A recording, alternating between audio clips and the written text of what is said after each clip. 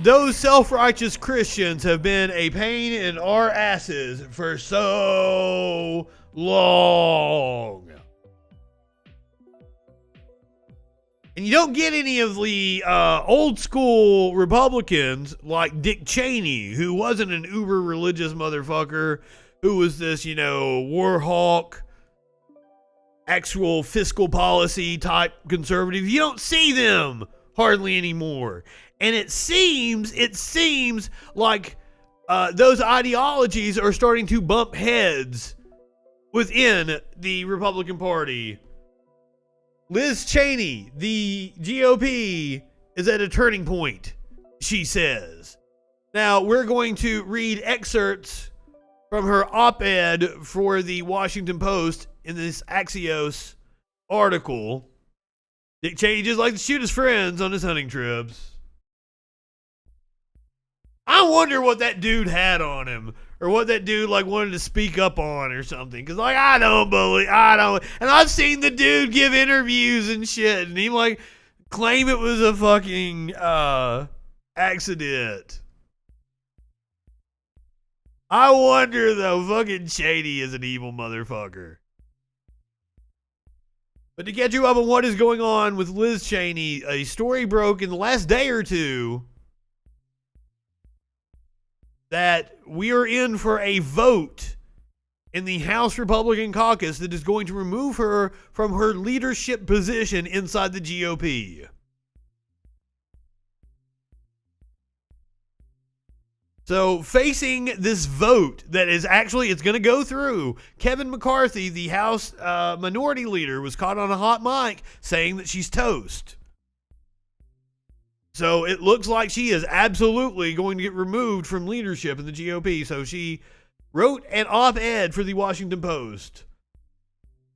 Representative Liz Cheney of Wyoming doubled down on her break from former President Trump in an op-ed for the Washington Post on Wednesday, warning the Republican Party must decide whether it's going to choose truth and fidelity to the Constitution. Now, not like Republicans have ever had any any care about upholding the Constitution. We saw what happened during the Bush administration. The editorial is her most extensive comment since leadership turned on her. Cheney, the number 3 House Republican, has continued to speak out against Trump since her vote to impeach him for inciting the Capitol riots. So she's getting removed from leadership. It is cancel culture. She's getting canceled for telling the truth.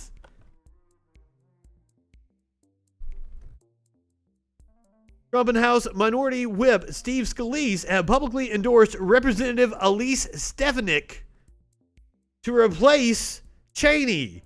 And I'm actually for this move because she is really dumb. And she is prone to saying really stupid things. You can't even flirt with reality. That's right, Tones. While House Minority Leader Kevin McCarthy was caught on a hot mic on Tuesday saying he lost confidence in Cheney, I'm guessing he wasn't caught on a hot mic. Things in Washington, they're pretty well planned. Caught on a hot mic. He was on Fox, if I'm not mistaken. I'm not sure about that, but I'm pretty sure he was on Fox. So more than 60 state and federal courts, including multiple Trump-appointed judges, have rejected the former president's arguments and refused to overturn election results, Cheney noted. That is the rule of law. Republicans, including McCarthy, bolstered Trump's baseless claims of election fraud. The Congresswoman added that she is committed to protecting our democratic processes, no matter what the short-term political consequences might be. I don't doubt that she's going to be an independent. There ain't a chance in hell she turns and goes to the Democratic Party. Now, I think the Democratic Party might actually be able to get Lisa Murkowski to flip in the Senate. If you offer her enough shit, you can get her to flip. And I think that might be one of the routes that they want to look into as we go into this filibuster fight with Manchin. bribe Murkowski to flip, Manchin's no longer the kingmaker. He's no longer that 50th fucking vote. We might actually be able to get somewhere with the filibuster. In the immediate aftermath of the Capitol insurrection, she said, almost all of us knew the gravity and the cause of what had just happened. She cited McCarthy's reversal after commenting in January that the president bears responsibility. He later backtracked and told Axios that Cheney continued criticisms of Trump are an unwelcome distraction. I hope they start playing Red Rover on all the centrists. I mean, what centrists fucking are there? Susan Collins, Lisa Murkowski, that's all you've got. You guys might be able to come up with one more. But, like, honestly, the Republican Party is just fucking batshit at this point. Senator Joni Ernst of Iowa, the only other woman elected in GOP leadership, defended Cheney on Wednesday, but called for party unity. But Manchin doesn't want to be a Republican, though. That's the weird thing.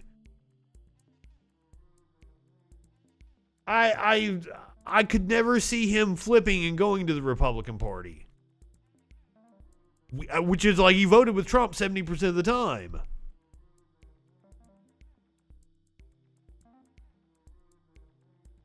He just wants to be an obstructionist. That's exactly right. And he gets a lot of money for West Virginia that way. And he gets a lot of kickbacks for his own fucking projects.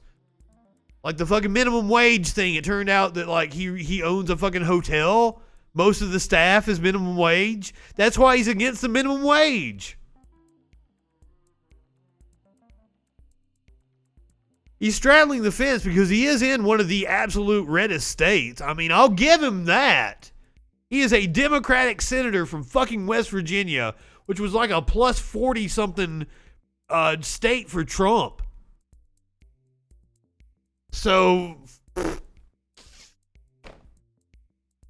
but the crazy part, look at, like, Trump campaigned against him. Trump campaigned for his opponent. It's not like Trump campaigned for him. What good did it do him? Trump supports Elise Stefanik. I might be saying her name right. Stefanik. For House GOP conference, because she's from the Northeast, I think. So Stefanik, probably. For House GOP conference chair amid Liz Cheney feud. Former President Donald Trump supports Representative Elise Stefanik to replace Representative Liz Cheney as the House Republican Conference chair. This is according to sources close to the former president. In a statement on Monday, Trump called Cheney a warmonger with virtually no support left in the great state of Wyoming. Now, remember how many times Trump had to be actually talked out of fucking starting a war, calling other people warmongers.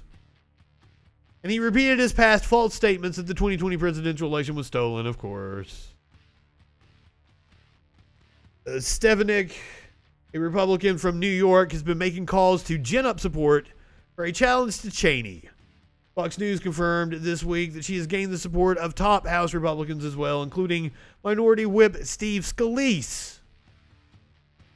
A House GOP leadership source told Fox News that a vote next week on Cheney's status as the conference chair is more than likely. So, wow, there you go. They're going to boot Liz Cheney. What do you guys think? Do you think she stays a Republican or does she go independent? She's in Wyoming, and I think she's pretty popular in her state. So, independent? That's my bet. I don't see what the benefit is of staying in a party that boots you from their leadership. I mean, that would hurt my fucking pride, and I'd be like, fuck you guys, independent. But I don't know what I might be, not seeing, just looking at it short-sightedly. The Trump decision from Facebook shows that Facebook can't hide behind its fake court. Yeah, you guys agree. There's nothing to gain from it. I think she's still too hardcore right to actually go. And in Wyoming, like, I don't think going Democrat would help her at all. I think independent would help her more. She would do what Justin Amash did.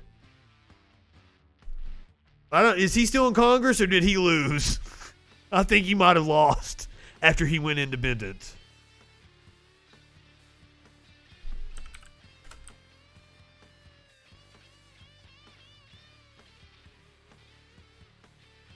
Yep, he lost. What you get when you cross Trump in the Republican Party.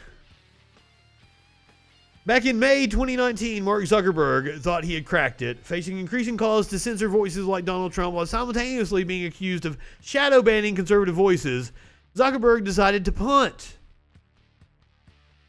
Maybe there are some calls that just aren't good for the company to make by itself, Zuckerberg told an assistant professor of law at St. John's University at a secret meeting of lawyers, academics, and media experts in New York to discuss the establishment of the Oversight Board, which ruled today on President Trump.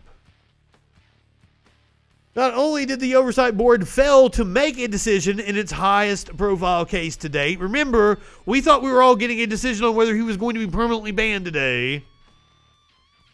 Yeah, Facebook has no balls. The Oversight Board has no balls. Trump has no balls.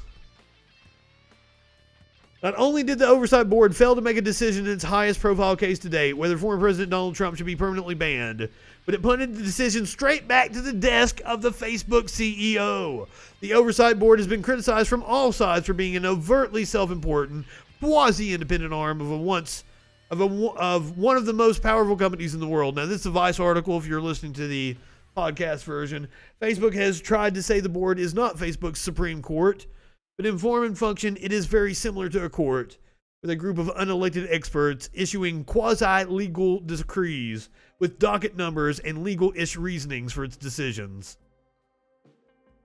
While the board agreed that Trump's post on January 6th increased the risk of violence and his account should have been suspended, it said Facebook was wrong to make the ban indefinite.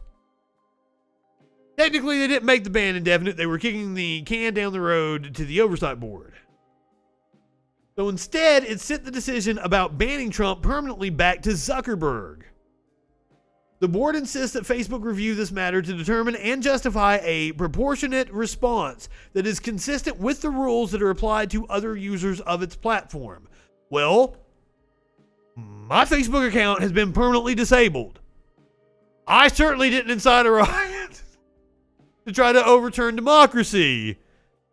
So if we're applying the rules fairly and justly across the board,